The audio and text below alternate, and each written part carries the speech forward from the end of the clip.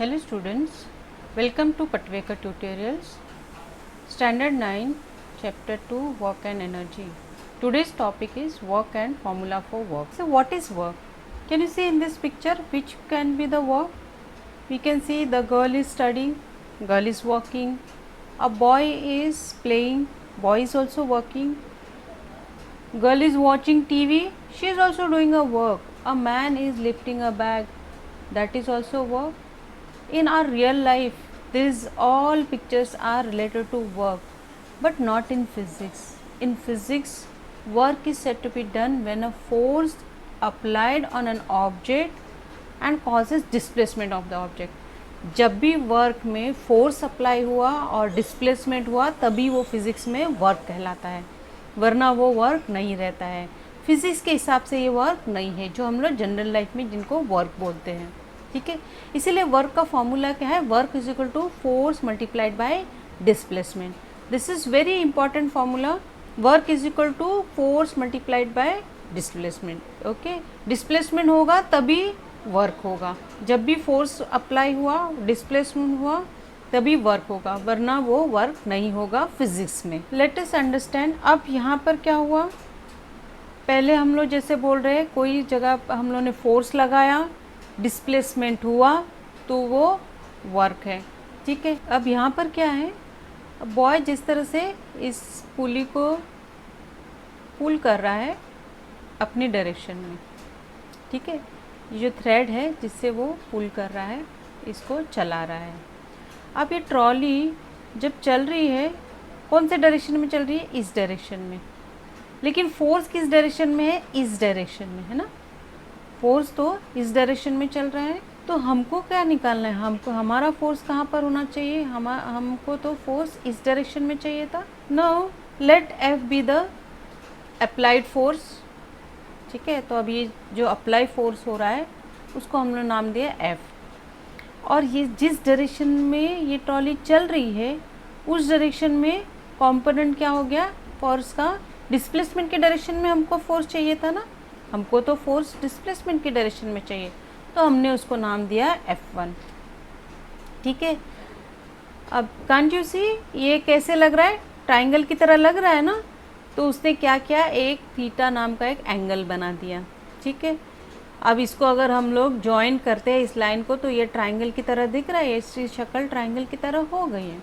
ठीक है, और हम लोग क्या बोल रहे हैं? Let S be the displacement. इसने कितना डिस्प्लेसमेंट किया? एस डिस्प्लेसमेंट किया. अब हमको तो पता है वर्क का formula, the amount of work done is given by F1 by S. क्यों? क्योंकि F1 इस डायरेक्शन में, जिस डायरेक्शन में ट्रॉली चल रही थी उस डायरेक्शन में हमको फोर्स चाहिए था, तो F1 मल्टीप्लाइड बाय एस हमारा वर्क डन का फॉर्मूला आया. अब F1 तो हमको पता ही नहीं है, वो हमको फाइंड करना है. अब है ना, हम लोग ने ये तो नाम दिया है, F1 नाम तो दे दिया, लेकिन F1 हमको पता ही नहीं था कि क्या होगा, क्योंकि हमको सिर्फ F पता है. ठीक है, तो हम लोग क्या करेंगे? इस F1 को कैलकुलेट करने की कोशिश करेंगे. ठीक है, अब इसमें जब इसको ट्राइंगल बना दिया हम लोगों ने, तो यहाँ पर क्या हो गया? 90 डिग्री बन गया. That is your right angle triangle. और ये एंगल हो गया थीटा. तो हम लोग क्या करेंगे? इसका डिस्प्लेसमेंट हमको क्या पता है? ट्रिग्नोमेट्री का चैप्टर जो हम लोगों ने देखे थे उसमें पता क्या? Cos theta is equal to base multiplied by hypotenuse. है ना, ये मेरी हाइपोटेनियस है, ये मेरा बेस है. ठीक है, तो बेस मल्टीप्लाइड बाय हाइपोटेनियस. तो बेस मेरा F1 है और हाइपोटेनियस मेरी F है. तो इसको बस रीअरेंज करूंगी मैं, तो F1 is equal to F cos theta बन गया. Okay, now thus the work done by F1 is क्या बन जाएगा? अभी इस F1 में मेरे को फॉर्मूला मिल गया, एफ कॉस थीटा तो मिल गया ना. तो मैं इस F1 की वैल्यू इसमें डाल दूंगी और मुझे मिल गया formula W is equal to F S cos theta. That's my work done in the direction of displacement. ठीक है ना, जो कि मेरे डिस्प्लेसमेंट के डायरेक्शन में होगी, है ना, और फोर्स मेरा अलग डायरेक्शन में है.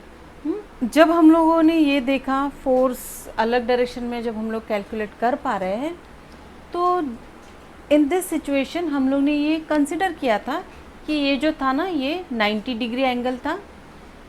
ठीक है, लेकिन इस सिचुएशन में अभी 3 केसेस अराइज होते हैं. ठीक है, इन 3 केसेस में क्या होगी मेरी W की प्राइस, मतलब मुझे वर्क डन कैसे पता चलेगा? पहले केस में तो बहुत आसान था, तो सबसे पहला केस 1 है 0 डिग्री का। अब क्या होगा 0 degree? Let's take an example of car जो है वो मूव कर रही है। जब हम उसको एक्सेलरेट करते हैं, फोर्स देते हैं, जिस डायरेक्शन में हमने फोर्स दिया उसी डायरेक्शन में कार क्या हुई, मूव हुई, है ना। तो अब इसमें क्या होगा, एंगल 0 डिग्री है ना, क्योंकि फोर्स और डिस्प्लेसमेंट का दोनों का डायरेक्शन सेम था, ठीक है। अब दोनों का डायरेक्शन सेम हुआ, दैट मीन्स मेरा एंगल क्या बन गया, 0 degree. Now I know the value of cos 0 is 1। cos 0 की वैल्यू क्या है, 1 है। Therefore W is equal to F S cos theta, जो मेरा फॉर्मूला जो मुझे मिला था उसमें cos थीटा की वैल्यू मैंने 1 डाल दी, तो मुझे फॉर्मूला क्या मिल गया, W is equal to F S.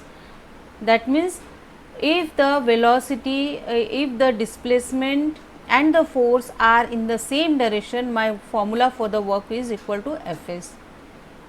Okay, so this is my first case. Now what will happen to my second case? Just see, in this scenario a person is moving with a shopping bags. Now over here shopping bag क्या कोई कुछ work कर रही है? कुछ नहीं work कर रही ना, वो तो स्टेशनरी है।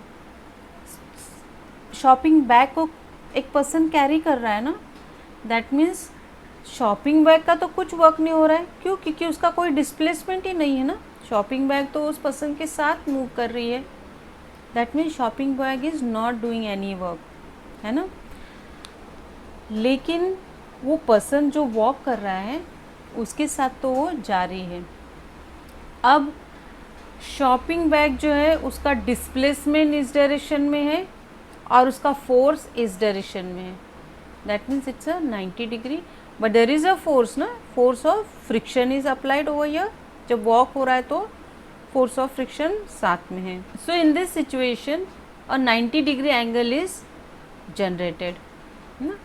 पर्सन इस डायरेक्शन में मूव कर रहा है और मेरी बैग जो है वो स्टेशनरी है ना। कोई डिस्प्लेसमेंट हो रहा है बैग का? नहीं हो रहा है, डिस्प्लेसमेंट नहीं हो रहा है, इसलिए बैग कोई वर्क नहीं कर रही।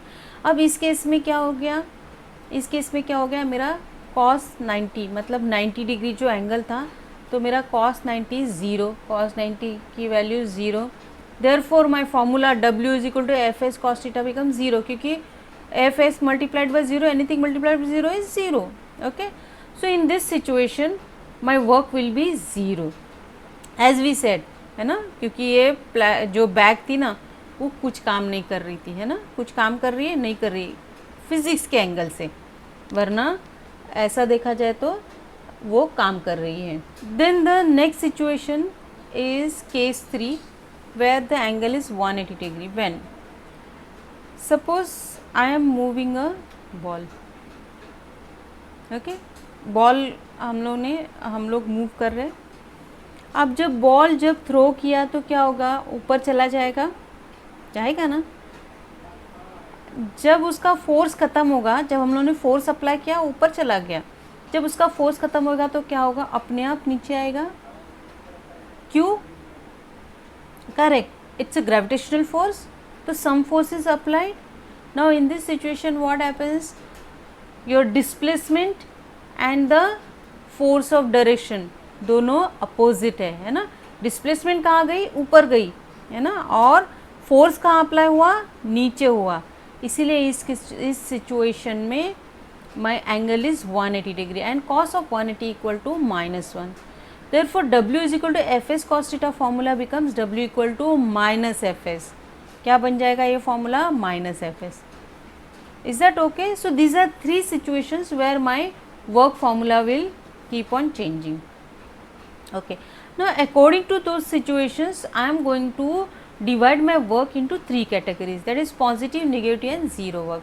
See, we have seen when the force and the displacement are in the same direction, that is theta is equal to 0 degree, the work done by the force is positive. Do you remember अपना car वाला example? तो उसमें क्या हो गया, force मेरा positive है क्योंकि डिस्प्लेसमेंट और फोर्स दोनों का डायरेक्शन सेम है। When the force and the displacement are in the opposite direction, that is theta is equal to 180 degree, the work done by the force is negative. Ball का example याद आया, वो क्या हो गया, अपोजिट डायरेक्शन में, force और displacement दोनों अपोजिट डायरेक्शन में है, तो that the force is negative, the work done by the force is negative. Okay, now when the applied force does not cause any displacement, or when the force and the displacement are perpendicular to each other, that is theta is equal to 90 degree, the work done by the force is 0. कौन सा example है अभी यहाँ पर? Shopping bag वाला है ना. Shopping bag वाला एग्जाम्पल से हमको पता चलता है कि वो क्या है, फोर्स और डिस्प्लेसमेंट दोनों परपेंडिकुलर टू ईच अदर है ना. तो that is called as theta, where the theta is 90 degree. तो इसका वर्क डन क्या हो गया? 0 हो गया.